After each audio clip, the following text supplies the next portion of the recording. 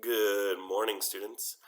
Today, I'm going to try something a little bit different because I wanted to know if it's easier for me to film this lesson so that you can pause the video and answer the questions in real time. So, because it's the weekend, we're going to go through two chapters. So, we're going to be chapters 8 and 9.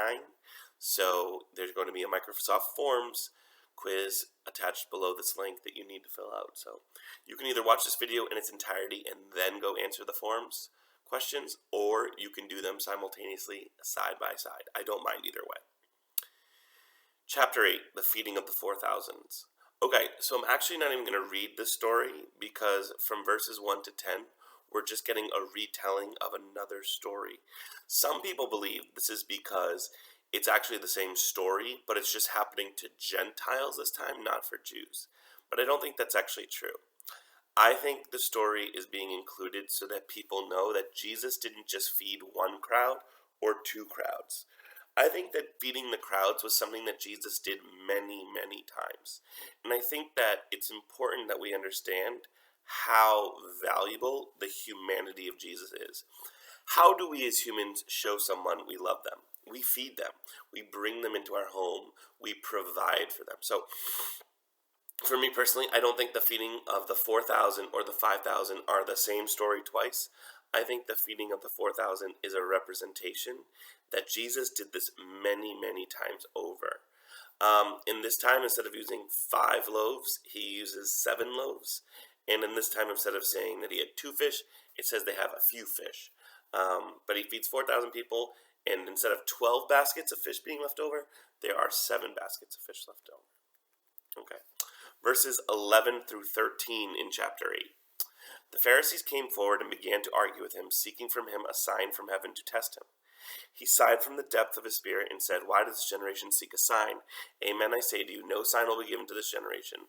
Then he left, got into the boat, and went off, and went others to the shore. So what the Pharisees are saying, okay, well, if you're really God, then make this tree fall down. If you're really God, make the sky purple. If you're really God, do something. And Jesus is saying, no, like if I have to prove I'm God, then there's no room for faith.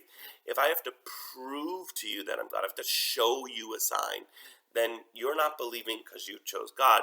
You're believing because you had to. And he's not going to work that way. So Pharisees are demanding a sign, and Jesus refuses to oblige them because that disrupts free will. If everyone has a sign, if everyone has to believe in God, there's no room for faith. There's no choice. Okay. So then Jesus is going to talk about the Pharisees with his disciples. He says in verse 14, "They had forgotten to bring bread, and they only had 1 loaf with them in the boat. He enjoined them, 'Watch out, guard against the leaven of the Pharisees and the leaven of Herod.'" Now remember, leaven means the thing that makes bread dough rise and become raised up. They concluded amongst themselves that Jesus was talking about this because they had no bread. When he became aware of this, he said, "Why do you think I concluded that? Because it's because you have no bread. Do you not understand or comprehend? Are your hearts hardened? Do you not have eyes and not see, ears and not hear? And do you not remember when I broke the loaves for the 5,000, how many wicker baskets full of fragments you picked up?"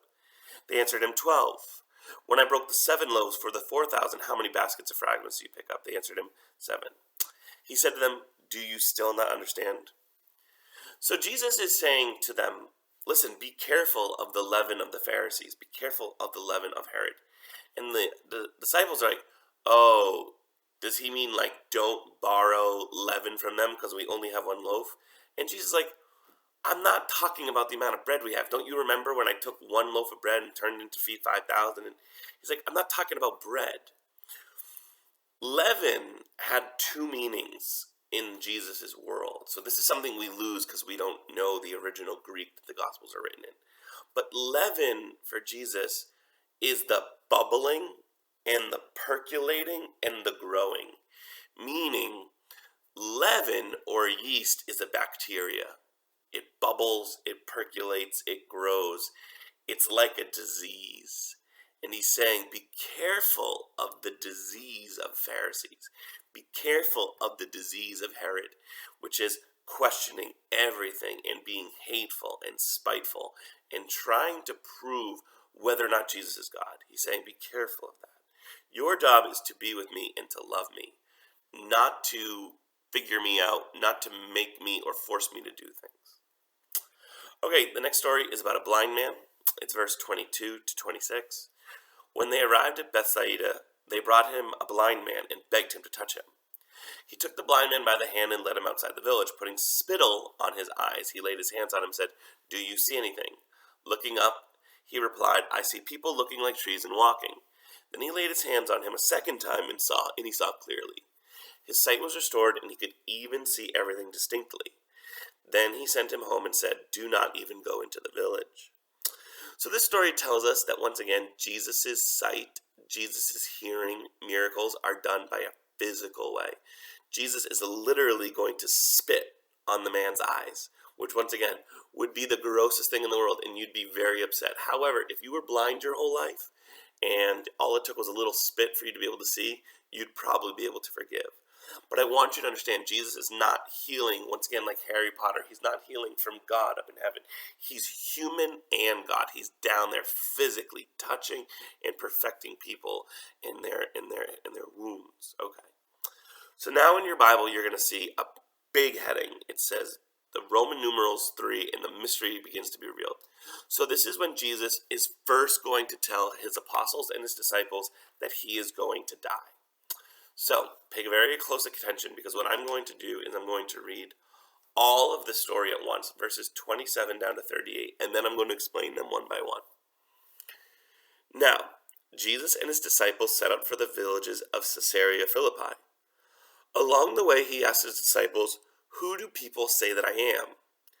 They said in reply, "Some say you're John the Baptist, others say you're Elijah, and still others say you're one of the prophets."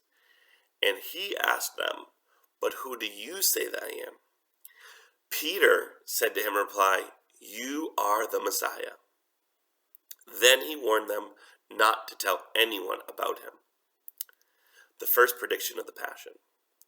Jesus began to teach them that the Son of Man must suffer greatly and be rejected by the elders, the chief priests, and the scribes, and be killed, and rise after 3 days.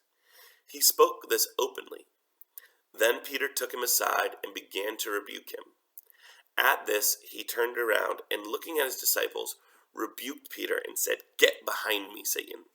You are not thinking as God does, but as human beings do." The conditions of discipleship. He summoned the crowd with his disciples and said to them, "Whoever wishes to come after me must deny himself, take up his cross, and follow me. For whoever wishes to save his life will lose it, but whoever loses his life for my sake and that of the gospel will save it. What profit is there for one to gain the whole world and forfeit his life? What could one give in exchange for his life? Whoever is ashamed of me and of my words in this faithless and sinless generation, the Son of Man will be ashamed of when he comes in his Father's glory with the holy angels." So, we have two different stories of Peter, right? The first story, Jesus is asking, okay, who do all the people think I am? And they say John the Baptist and Elijah. Now, one thing you need to know about the Old Testament is the Old Testament for Jews are broken down into two portions. The first one we know about, we read it in depth. That's the law. So the Torah, which literally means law, the first 5 books, come from Moses. So Moses is the symbol of Jewish law. The 10 Commandments, all the kosher stuff, all the laws of Jewish life, the law comes from Moses. Elijah, on the other hand, represents the prophets. So the prophets are the people who call the Jews out of that cycle of redemption, right? That cycle of forgetting about God and being destroyed and brought back. So for the Jews, we have Moses, who represents the law, and we have Elijah, who represents the prophets. So they say, okay, well, some people think you're John the Baptist, some people think you're Elijah or one of the other prophets. And then Jesus asks his best friends, his closest followers, "Who do you think I am?"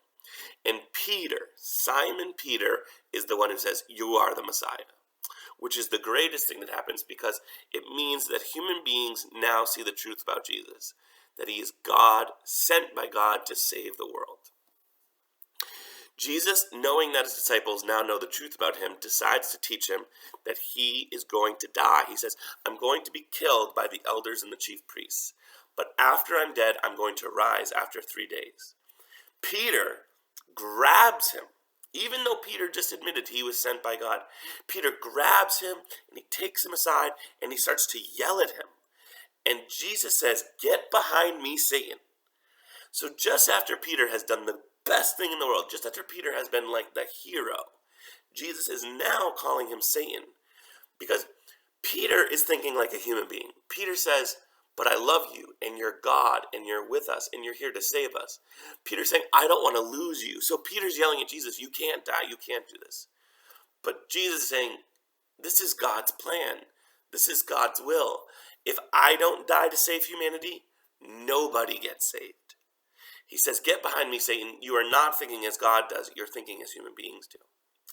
The final piece is Jesus telling his disciples what they're going to have to do if they want to go to heaven. So Jesus has said, I'm the Messiah. I'm here to save you. He's saying, I'm going to die so that human beings can be redeemed. The third piece is, this is what you have to do in order to go to heaven. He says, whoever wishes to come after me must deny himself, take up his cross, and follow me. So you have to forget yourself. You have to be humble. You have to stop worrying about yourself. You have to take up your cross, meaning you have to be willing to die for others. You have to be willing to die for Christ. You have to love God so much that your own life becomes forfeit. It doesn't mean committing suicide. It doesn't mean putting yourself in dangerous situations. It means loving God so much that your life stops mattering. And follow Jesus. So you have to live like Jesus. So all of Jesus' teachings, his kindness, his love, his openness to people on the margins, you have to be like that. For whoever wishes to save his life will lose it. Whoever wishes to lose his life for my sake and the gospel will save it. What is there to profit for gain for the whole world and forfeit his life? Jesus is saying, if you want to just save your life, if all you are worried about is how you live and the money you have and the food you have and the house you have, if that's all you're worried about in this world, you're going to lose your life. But if you give your life for my sake, if because of me you give your life to the world, if you spend your whole life feeding others and caring for others and taking care of others, then your life will be saved. Okay? So that's chapter 8. I'm now going to make another video for chapter 9.